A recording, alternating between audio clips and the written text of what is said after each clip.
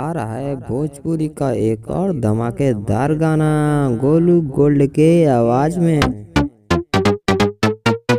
जिस गाने का नाम है वैलेंटाइन मनाई। इस गाने को गाया है गोलू गोल्ड ने और इस गाने को लिखा है प्रभु विष्णुपुरिया ने और इस गाने को बहुत ही प्यारा म्यूजिक दिया है चमन सिंह ने। और दोस्तों आप लोग को बता दो कि इस गाने में गोलू गोल्ड के साथ नजर आने वाले हैं क्वीन खुशी। अब दोस्तों हम जान लेते हैं आखिर ये गाना रिलीज कब होगा। दोस्तों आप लोग को बता दूं ये गाना कल सुबह 6:30 पर रिलीज होगा।